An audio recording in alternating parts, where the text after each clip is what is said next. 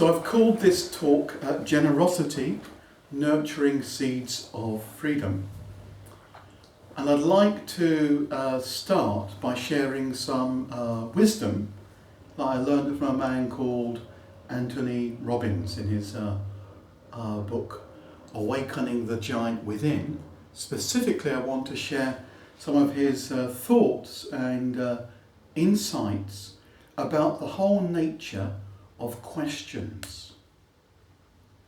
And he makes an excellent case for questions having a major effect on the quality of our life and the quality of our experience. And he argues that the quality of the questions that we ask ourselves and that we ask others has a major effect on us. So I think it's a very important point and a very important teaching. And he goes on to say that often it's just the quality of our questions that limit our resources. So if we learn to ask good questions, good quality questions of ourselves and others, we're going to increase our chances of a high quality of life. So what are some examples of bad quality questions? I'll mention a few. Why me is a bad question.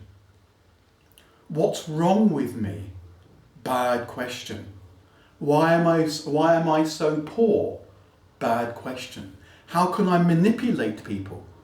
Bad question. What's in it for me? Not such a great question. So these sorts of questions can impoverish us, basically. Yeah? Questions focus our attention. So what are some good questions? What's another way of looking at this?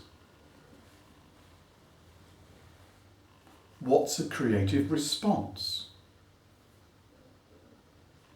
How can I strengthen my ability to love? What can I contribute? What can I offer? What can I give? So this evening we're going to be mainly focusing on those last 2 or 3 questions. What can I contribute? What can I give? That's going to be the main focus of this evening's talk. So when we ask that question, there's almost an automatic sort of opening up of the mind or the heart. They're almost inherently expansive. Yes, they have a lovely focus. And this connects with a common teaching in Buddhism that attention is the food of the mind. Yes, attention is the food of the mind. What you focus on grows. So another very, very bad question is what can I complain about? What can I be resentful about? These are very, very common questions.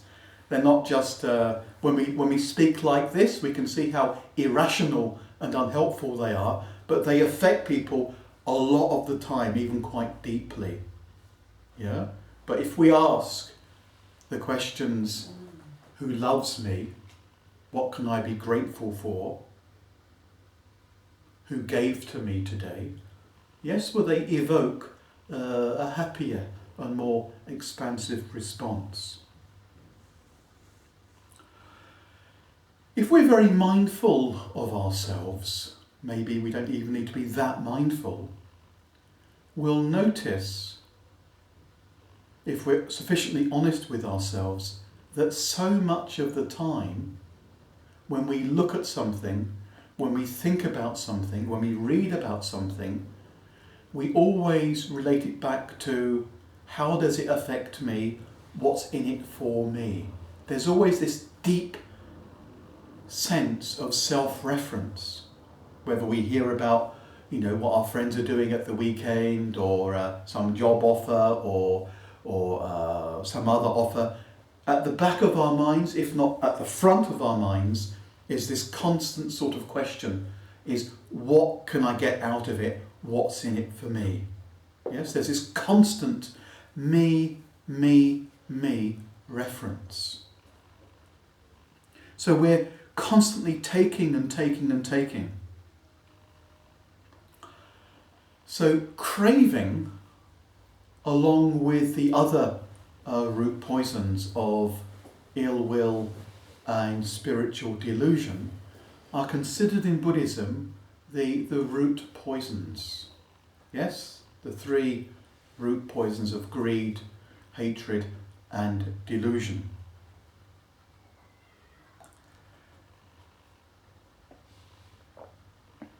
And in order to lead happier, more fulfilling and meaningful lives, we need to come up with a healthy and positive response to these 3 poisons. Yes, they need to be acknowledged. They're completely normal and natural for unenlightened humanity. They're not sinful. They're not, as it were, bad. They need to be acknowledged. We need to be honest about them. It doesn't make us a bad person. We just need to be honest and find ways of working with them, find ways of transforming them, and find ways of purifying, if you like, the currents in consciousness, the currents in our own mind.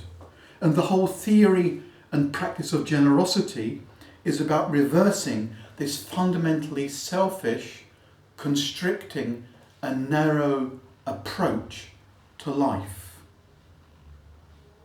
And generosity plays a major part in Buddhist teachings. It appears, for example, in the teaching on the 6 paramitas, or the 6 perfections. It appears in the teaching on the 4 Sangharavastus, or the means of strengthening or unifying the Sangha. It appears in the Eightfold Path, in the limb or the stage of right understanding or perfect emotion. And it appears in all the ethical teachings, for example, in the 5 and the 10 precepts. So I'm going to be dealing with this subject of generosity in a very traditional way. So Buddhist teachings divide up the teachings on generosity into 4 main categories or headings. Firstly, to whom the gift is given. Secondly, what is given. Thirdly, how it is given. And lastly, why it is given. So first of all, to whom the gift is given. Buddhist teachings make special mention of 3 classes of recipients to focus on. But of course, ideally, or in principle, everybody can be the recipient of our generosity. But in practice, very, very few people, if any, are in a position to influence all human beings in the world. Some people can influence maybe 1 or 2 billion people, perhaps, but I don't think anyone's in a position to influence everybody. So, as I say, Buddhism has these 3 special classes of recipients. First of all, we're encouraged to give to our own family and friends. Yeah? So we're encouraged, as it were, to begin charity at home. Sometimes people have a very good reputation for being kind or compassionate outside the home. Maybe they work very, very hard for welfare organisations, rights organisations, 2,000-3,000 miles from where they live, but at home they may not be particularly kind They might not be very kind to their husband, or their wife, or their sons, or their daughters, for example. Yeah, this isn't, this isn't a great situation. So it's important that we're kind to the people who are kind and generous, the people who are closest to us. So ideally, yes, we want to expand this, as it were, this charity into wider and wider circles. That's the principle, that's the ideal. The second class of beings that are mentioned are the poor, the sick, the afflicted, and the helpless. And Buddhist tradition includes all animals under the heading of helpless. The third of the special recipients mentioned are all those leading a full-time religious and spiritual life, are those who are dedicated to practicing, realizing and communicating a more comprehensive vision of human existence and doing their very best on a full-time basis to put that vision into practice in the details of their daily lives. And it's been suggested that we should include in this category dedicated artists, people like painters, musicians, poets, writers, for example.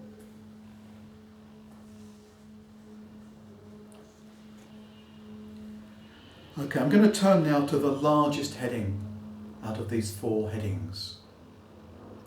What is given? What can be given?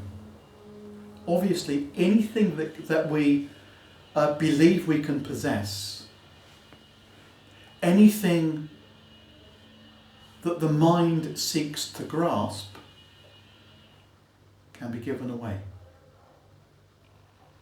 But Buddhist tradition, Buddhist teachings, talk about 7 things that can be given. I'm going to talk a bit about them, and hopefully as I go through this list, I hope that you will become more mindful of not only how you might give in fresh or creative or spontaneous ways, but also how you are given too. Yes, we can sort of expand our idea of what it means to be given to by listening to this beautiful list.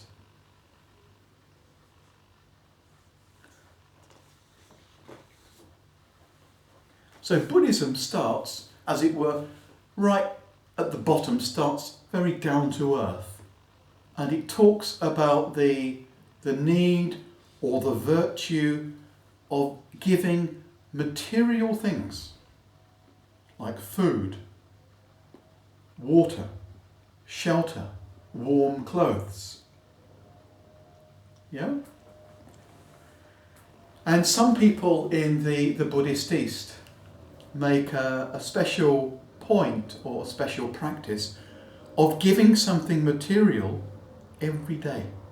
I think that's got a lovely point, a lovely practice. In a way, we're quite lucky here living in Turkey, because I think Turkish culture and Turkish people are very good at this level of giving food, giving clothing, giving water. Is a very important part. Sharing in this way is a very important part of Turkish culture. We know through our direct experience what a culture of hospitality Turkey is. Not just Turkey, other countries like India and Iran also have a very good reputation for their hospitality.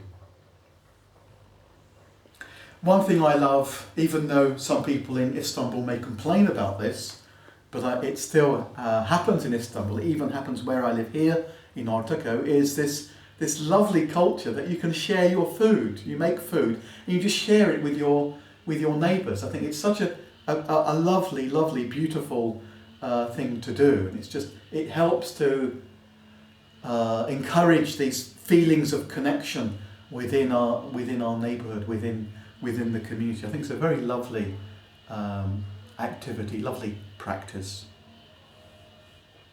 Another lovely habit that happens in some cultures, including Turkish culture, is just this habit when you go and visit somebody, when you go and visit a friend, that you don't go empty-handed. You take a small gift. You take, for example, some strawberries with you, or maybe you take some peanuts with you, or you take whatever it might be. I sometimes take lentils, for example, with one friend. I know she appreciates that. And connected to that is this, again, this lovely, is part of the culture. I didn't have that experience in England when I lived in England, of people calling you before they visit and asking you, do you need anything? It's just such a lovely and simple thing to do. Even if you don't want anything, it's just the thought, counts. It has a sort of a touching or a beautifying effect on your heart, just to know someone's thinking about you and considering you in that way. You might like to consider, we see many people on the streets of Istanbul who are very poor, who maybe don't have somewhere to live. There's obviously this huge influx of Syrian refugees. Well, we could consider, some people aren't happy giving money to these people, but there's no reason why we couldn't consider giving these people food and drink. That could be something that we could do. Some people make a point of giving money. Giving money to charities and foundations like Amnesty International, like Greenpeace, like Çekül, or to animal welfare organisations. And over the last 5 or 10 years, I've come to respect money more deeply. I didn't really respect money very much 15, 20, 25 years ago. I generally thought it was a bad thing. But I've come to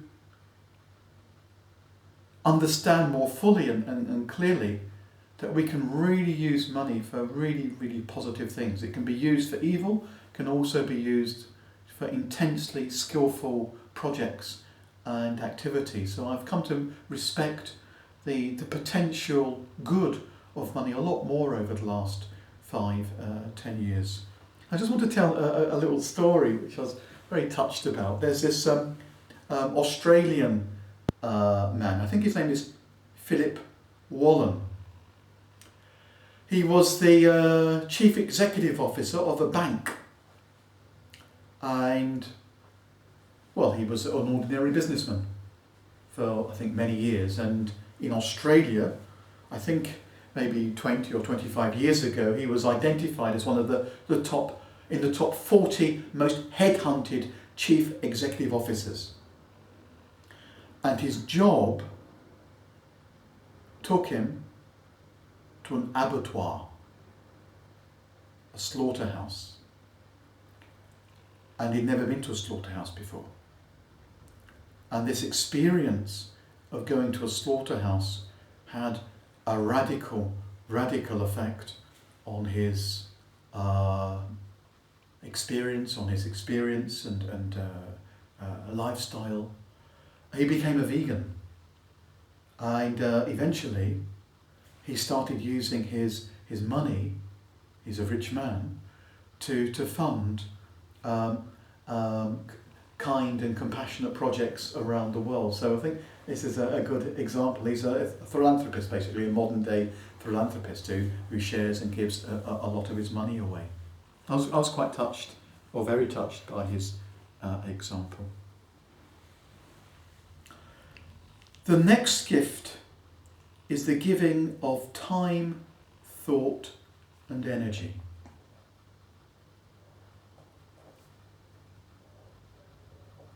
We all enjoy attention, some maybe more than others, but giving our time and attention is an important gift that we can give to somebody.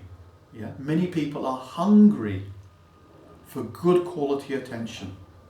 Yeah, it's almost as if they don't get enough basically, and good quality attention is a healer, and it's something that we can give to somebody else. We can share our good and creative ideas. It's another gift. And we can use our physical strength to benefit other people, in really, really simple ways, like washing up, or if we see an elderly person carrying heavy shopping, well, we could just ask if they would like some help. It's not very complicated. Probably they'll say no, maybe out of habit and pride, for example, but I'm sure they would just appreciate just being asked, and sometimes I'm sure they'll let you help them. So we can share our physical strength to ease the suffering of others. The third gift, if you haven't heard it before, may sound very unusual. It's the giving of the gift of fearlessness. The gift of fearlessness.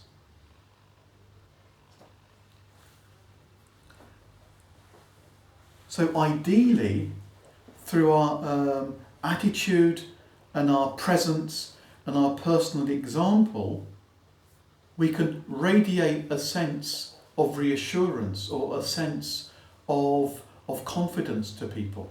Just ideally our very presence can help people to feel more confident and trusting.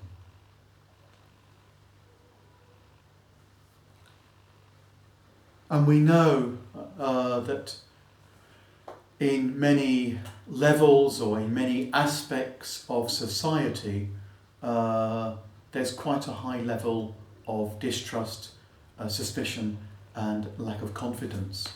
And this particular gift can help to address and maybe change some of that distrust and some of that suspicion. And we can begin to, if we practice this, begin to strengthen the bonds of trust in our own neighbourhoods, amongst our friends and relations, and maybe amongst our colleagues. So I'm going to try to unpack, try to elaborate what this gift might mean. And I'm going to start by referring to a concept by the Swiss psychologist Carl Jung. He's got this excellent concept of the shadow.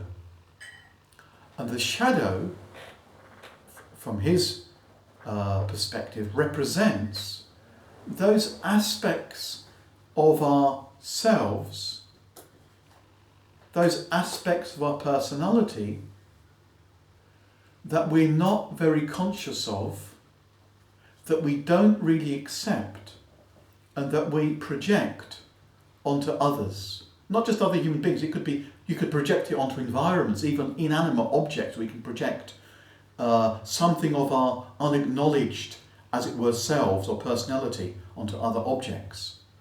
So if we significantly worked on ourselves, if we significantly worked to come to deeper and fuller terms with the different aspects of our experience and our mind,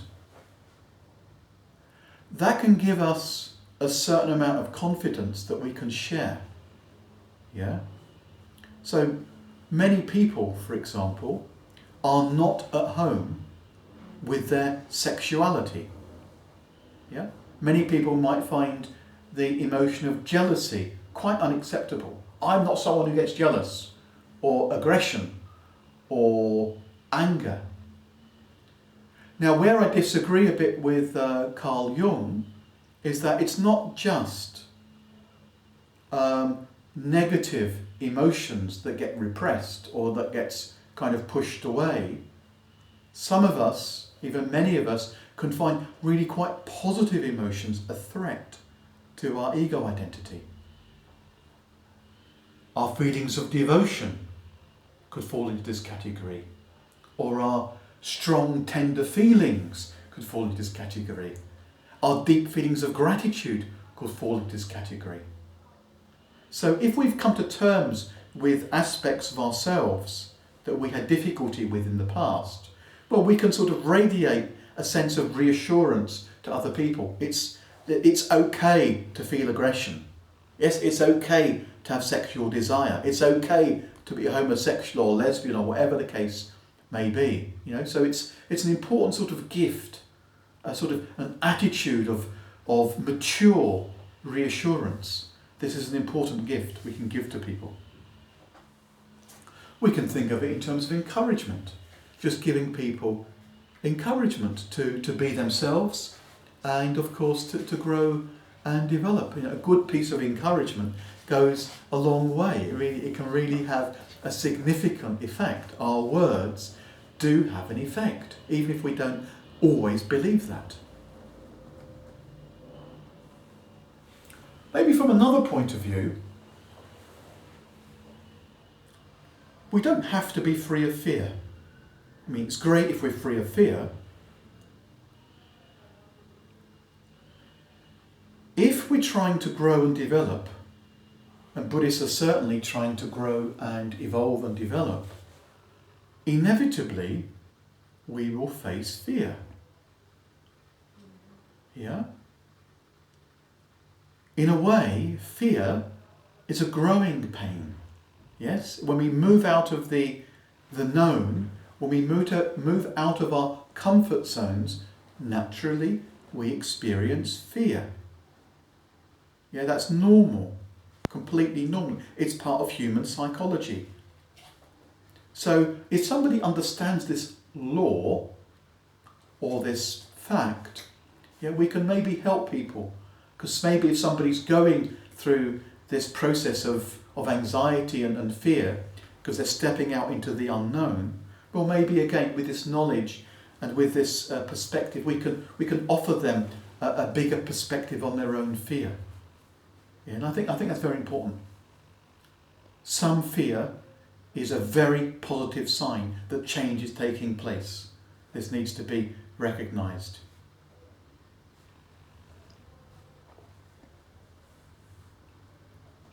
Another way that we can promote trust between people, it's something I love doing, something I learned from a friend about 24, 25 years ago.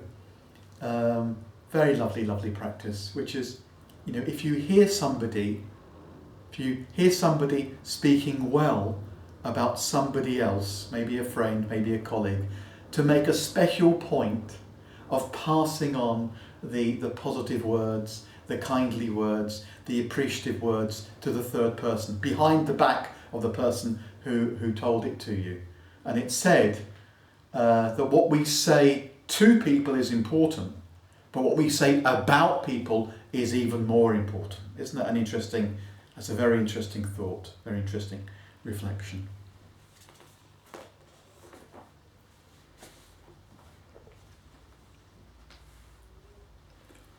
Okay, so moving on to the fourth gift. The fourth gift is the gift of knowledge, secular knowledge, the gift of education and culture. Education and culture of all kinds. Yes, history, nature, nutrition, psychology, sociology, physics, biology.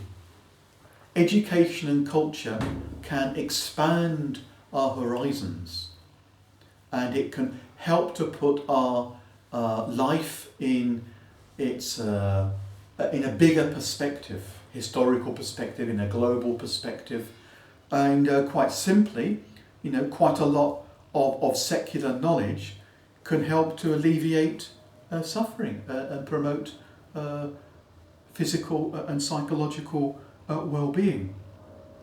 It can help us to cope with life itself. We can mindfully share what information, knowledge and cultural appreciation that we have with people in appropriate ways. And in this way, perhaps, we can have a helpful and enriching influence on other people. So I'm going to read you a quote by a Tibetan teacher called Tarthang Tulku. He says, whenever we discover useful knowledge, we can look for appropriate ways and times to pass it on. Whenever we develop new skills worth sharing, we can let others know. It's a very simple, very practical piece of advice.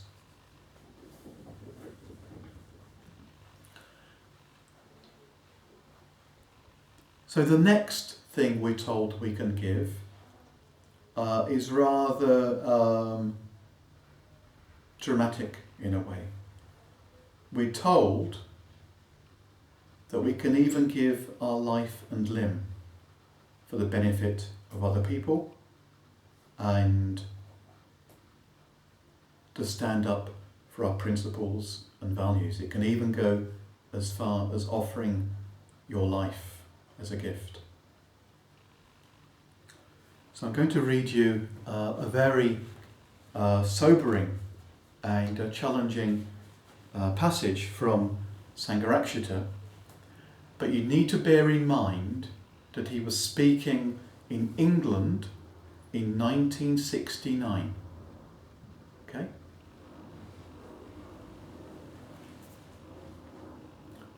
He says, so we should perhaps recognise how fortunate we are in this country in being able to enjoy complete religious freedom and toleration. But also we should recollect that in this modern world, under some regimes, it might not be so easy for us. And we might have to be prepared even to sacrifice our lives for the sake of our principles and ideals. We have to ask ourselves the question, would I be prepared to sacrifice my life? It is easy enough to come along to a lecture like this, but suppose you had to do it at night in fear of being found out, with an eye open for the police or the informer. Would you come then? If perhaps you meditated in peril of your life, or read a book on Buddhism in peril of your life, or stood up and spoke on Buddhism in peril of your life, would you do any of these things? Or would you not perhaps be amongst the majority who thought, well, I'll be a Buddhist in my next life, it's too difficult in this one? If we are to take the Bodhisattva ideal seriously, if we are to think seriously in terms of dana, which is the Buddhist word for generosity, then we have to be prepared for the giving, if necessary, even of our own life and limb, for the sake of the principles and ideals which we hold dear and in which we believe. This does not mean that we should throw away our own life in a foolhardy, showy and reckless manner, but we must ask ourselves whether, if the sacrifice was really necessary, we would be prepared to make it. So it's really challenging us very deeply indeed. Yeah, how deeply, how strongly are we attracted to, are we connected to Buddhist values and principles?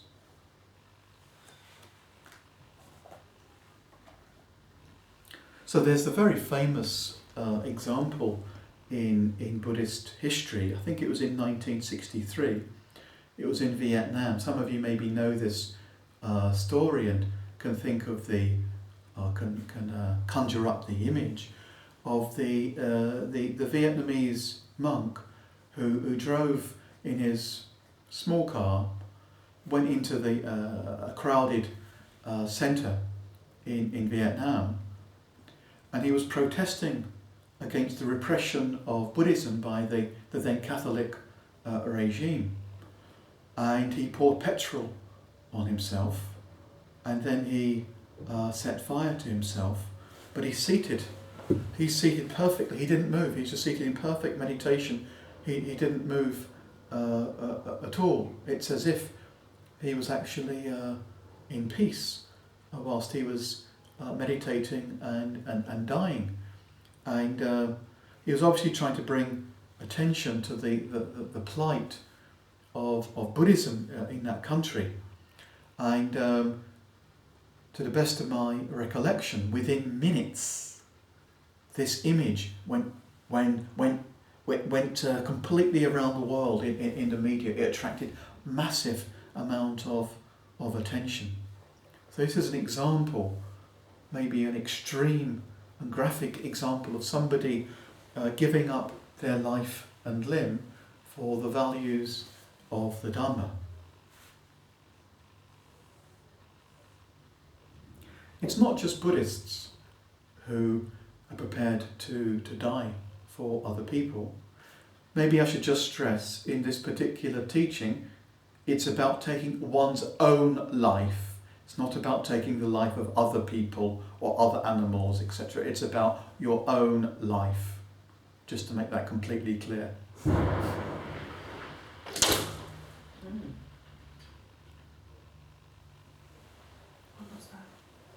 Don't know, let's just continue. So there are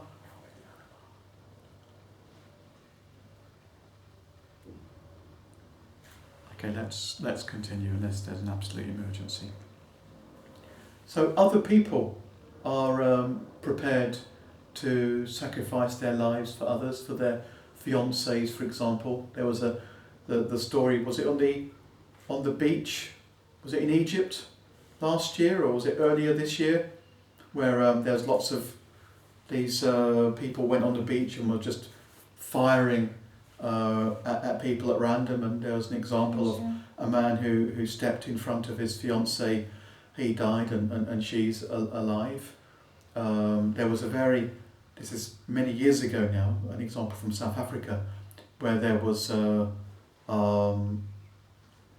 people went to the church to kill the congregation, and there was some evidence that people were standing in front of their friends so that they died and that they protected their friends in the congregation. Very, very moving. Very, very moving to contemplate and to recollect such examples of generosity and heroism.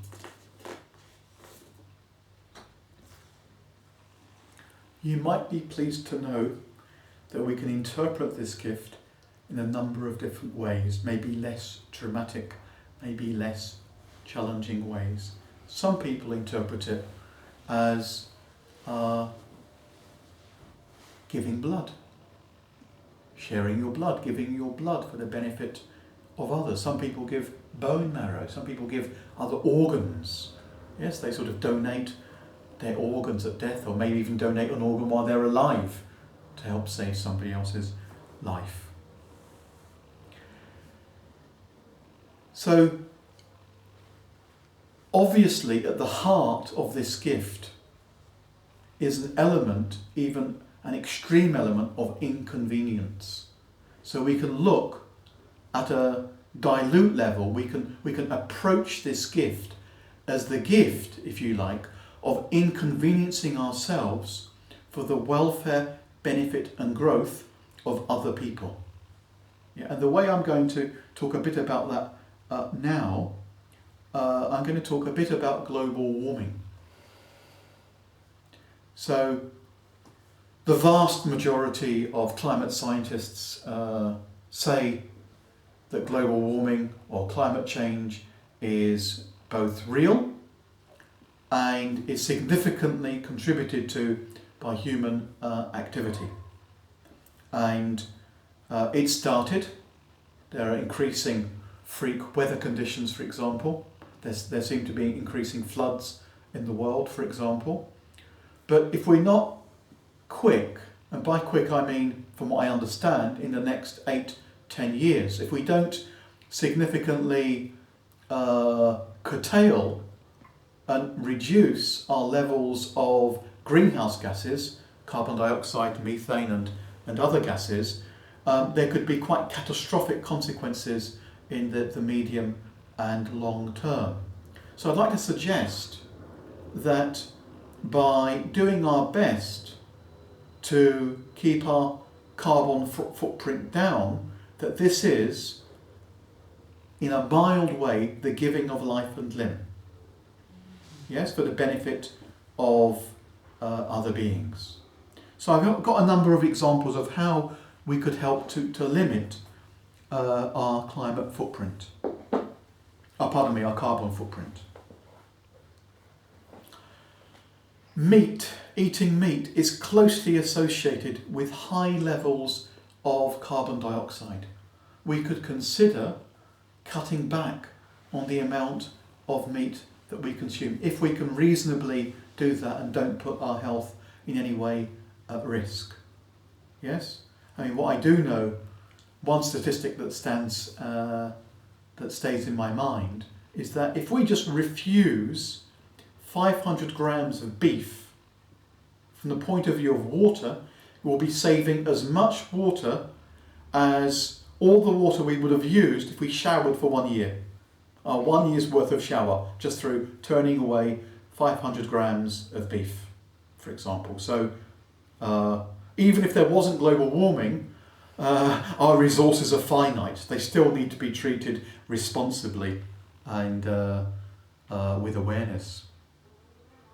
We can buy less stuff. We could consider repairing things. In a way, we're quite lucky in Turkey from that point of view. There's still a repair culture. We can repair our clothes and repair our shoes and repair our watches, etc. But in some cultures, that's less and less the case. We can make use of the repair culture. We could consider flying less often. We could consider taking holidays more frequently in the country that we're actually in and enjoying and exploring the country that we're actually in, so we don't need to fly to other countries so often. This might be slightly controversial, but if you're thinking of having children, if you want to start a family with your partner, you could consider adopting a child.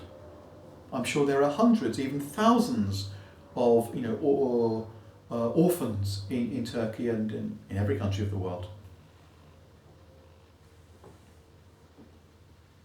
My next point, how we could interpret this gift, is in relation to interpersonal conflict. When you're having difficulties with somebody, when you're experiencing conflict with somebody, yes, no one likes that tension, or it can be a deeply unpleasant experience to be in conflict with somebody. It can preoccupy us. It can make us feel uneasy and tense and nervous. Well, if you're in conflict with somebody, just bring the thought or the words generosity or sharing into your mind. Just reflect on generosity and sharing and see if these two words offer you a clue about how to deal creatively with the conflict.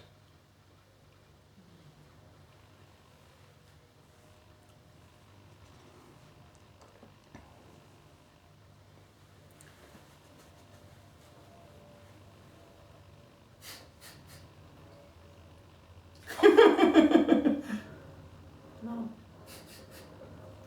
I've got a little friend here. Outside, not inside. Outside.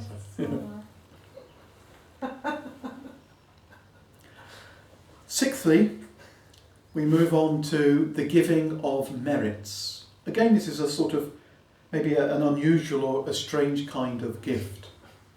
But the idea of merit is that if you do a good action, if you perform a positive or a skillful action, it kind of helps to generate, if you like, a future reward.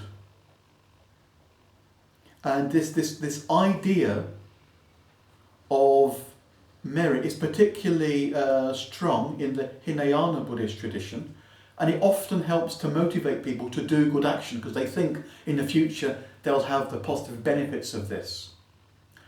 But if we're not careful, we can get rather attached and get rather narrow about my good actions, my virtues. We can almost use good actions to narrow down consciousness, to restrict consciousness. So in the Mahayana Buddhist tradition, they said, okay, it's good to motivate people, it's excellent to motivate people in that way, but what about giving away our merits? What about sharing the fruits of our skillful actions with all beings? So it's mainly to do with an attitude. So we could look at our good actions, we could look at our meditation practice, at our practice of generosity in terms of a wider perspective. Yes, we're not just doing it so that we experience the pleasant rewards later on, or the pleasant rewards in a future life, etc. We could sort of see it as a way of contributing to the life and the betterment of all beings.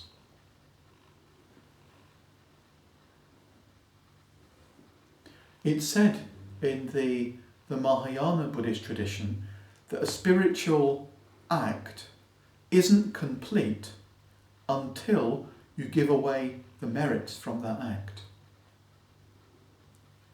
So you could maybe sometimes, just playfully maybe, you can take this playfully and poetically, if you do something really skillful, and maybe especially if you notice you're beginning to puff up and getting all proud about how good you behaved, how generous I was, you could just give it away. You could use a phrase in your mind, may this benefit all beings.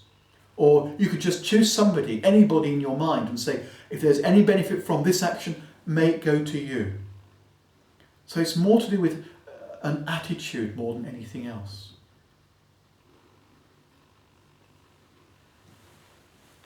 Okay, moving on to the last gift. The last gift is the gift of the Dharma itself. And this is considered the most important gift of all. I'm going to read you what the Buddha says about this gift from a famous passage from the Dharmapada. The gift of the Dharma surpasses all gifts. The taste of the Dharma surpasses all tastes. Delight in the Dharma surpasses all delights. The destruction of craving overcomes all suffering. Yes, he's uncompromising. He's uncompromising that the gift of the Dharma is the supreme gift, is even more valuable than the gift of food and water, more valuable than psychological security and giving away merits, even giving away your life and limb. Giving the Dharma is the deepest or the most valuable of all gifts.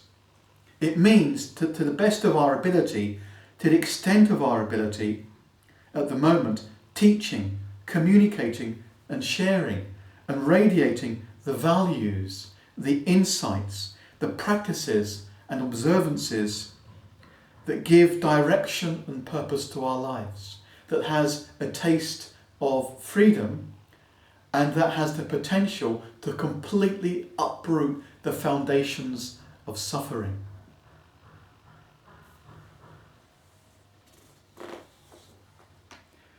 And whether we like it or not, we're actually always giving, or at least we're always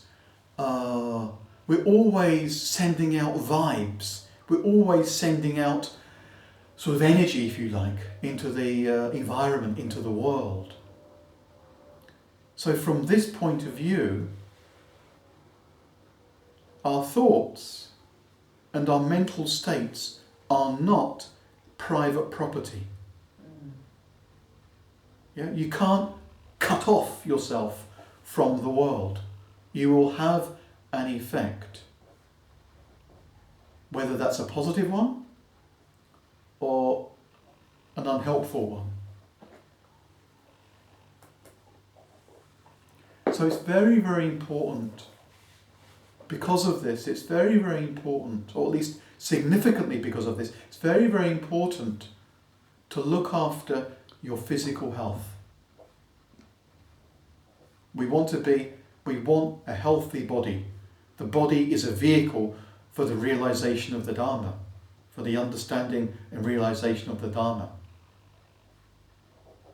And it's very important to do what we need to do, whatever that is for you, to keep ourselves emotionally vital, emotionally nourished. Whatever it is for you, whether if it's reading books on archetypal psychology, if it's about spending time in nature, if it's about having good conversation with friends, if it's about meditation, if it's about dancing, if it's about reading poetry, if it's about writing poetry, you need to do whatever it is that genuinely and uniquely brings you alive, wakes you up. Yes? If you're not alive, well, it's a bit of a tragic thing. And closely connected to emotional nourishment is this whole issue of spiritual inspiration. And here I'm thinking more specifically about spiritual activities and practices that keep your love of the ideal, to keep your love of wisdom and compassion alive and strong, whether it's reading Buddhist books or meditating or doing puja or spending time with spiritual friends, going on retreat, whatever it is. We need to think about these two things quite seriously because the effects are vast. You just affect everybody. When we're in a joyful state, it just has a lovely effect on those around us, or a friendly state. If we're grumpy and irritable and short-tempered, again, that also has an effect. So we need to cultivate the mind, cultivate the heart. Okay, moving on to the third heading. These are shorter, much shorter. Of how we should give. And this is pretty simple. So some of the things the Buddhist teachings mention are as follows: that we should give courteously, that we should give with respect. Yeah, whether that person is dirty, clean, tall, short, ugly, attractive, we should give to people, even animals, with courtesy, with awareness, with attention. If possible, we should give happily.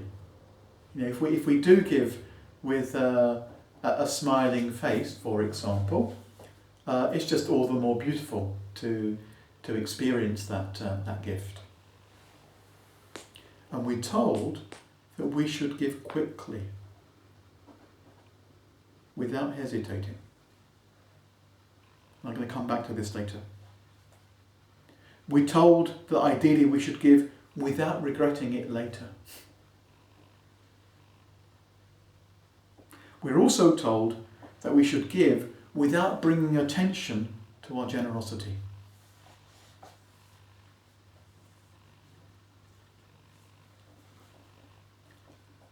Moving on now to the fourth heading. Why we should give. Why give? So this is about the whole area of motivation. So we all know from our experience of probably ourselves and other people that there can be all sorts of different motivations in the action of, or the process of giving. Maybe we want to be seen to be good. Maybe we want to develop a good reputation for ourselves. Maybe we want approval. Maybe we want to manipulate somebody. Yeah, I'm sure we've all, it's pretty normal, we've all, I'm sure, experienced this directly for ourselves. Maybe we want to go to heaven. This could be one of our main motivations for giving, if we believe in heaven.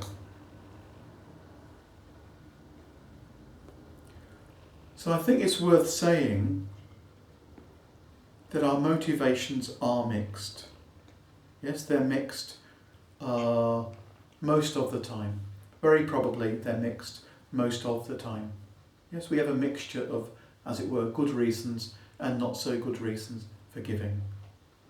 And what I normally say to people is, if you're fairly confident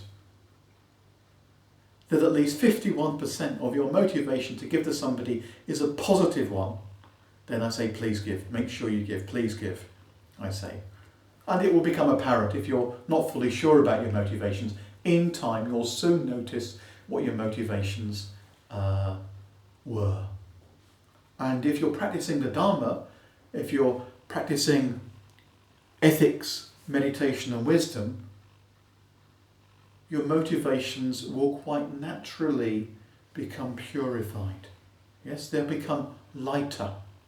Yes, maybe you still want something back. You want that smile, or you want a little thank you, etc. But the weight of your expectations will be lighter. That's my experience anyway. From a certain point of view, who cares about how you feel?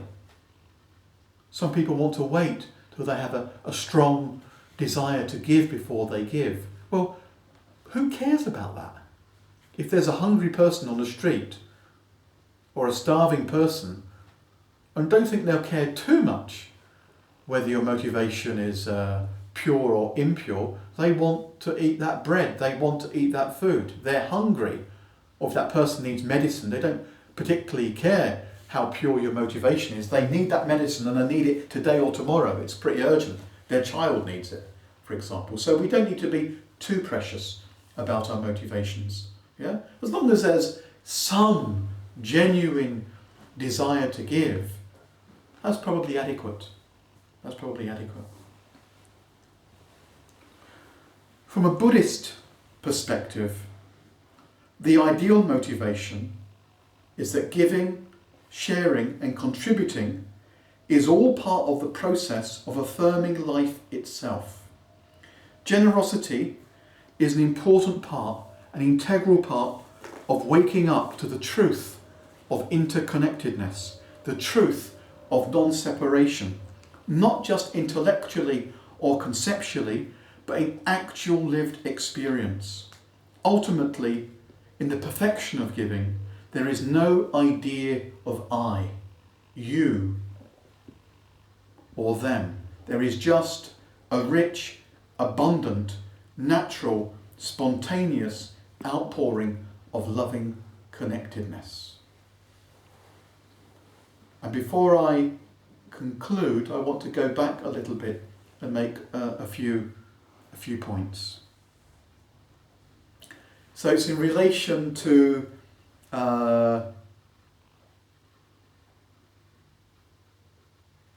giving without hesitation, and it's in relation to giving of the gift of the Dharma. So I want to talk a little bit about one of my favourite half sentences in the Buddhist scriptures. It's not even a whole sentence. And one or two of you know this quote. In the Dharmapada, there's a line, or there's a half sentence that goes, "Be quick to do what is morally beautiful." Be quick to do what is morally beautiful. Often, not always, but often, our response to a person or a situation is a very positive one, is a very noble one. There's a sort of, there could be a quite a strong impulse to share or to give or to celebrate or to rejoice. And quite often, if we're slow to give, to rejoice, to celebrate, quite often, if we wait a bit, the scale of our giving declines. we don't want to give them 5 lira, maybe we give them 1 lira, for example. If we wait too long, quite often, as we all know, I think, from personal experience, the gift never gets given at all. At all. That book that you were thinking of buying for your friend in that moment was never bought and never given. And in some situations, as I've, I think, hinted once or twice, if you don't give straight away, it could result in death. It's quite serious for some people, depending on the situation. If it's an ambulance or if it's to do with food and medicine, I'm sure you can think of other situations where that might be the case. So in some situations, giving promptly is a matter of life and death. And I think that the lovely thing about this teaching, this point, is that if you learn to notice your generous impulses and you learn to act on them, I would say it would strengthen your courage. It will strengthen your creativity, and it will certainly strengthen the love that exists in the world. It's a very lovely practice, and I'd like to encourage you to take this seriously and to maybe experiment with this in your ordinary lives. So if you have an impulse to offer a stranger a piece of your chocolate, if you have an urge to speak to a stranger at the bus stop, if you have an impulse to phone a friend or lover simply to tell them that you love them, if you have an urge to apologise to someone for being rude or harsh, if you have an urge to give someone some money, if you have an urge to help a mother struggling with her pram, if you have an impulse to ask someone if they would like some help carrying their heavy shopping, if you have an urge to offer your help to a lost-looking tourist, if you have an impulse to buy your friend a book, then I urge you to take a risk and just give it.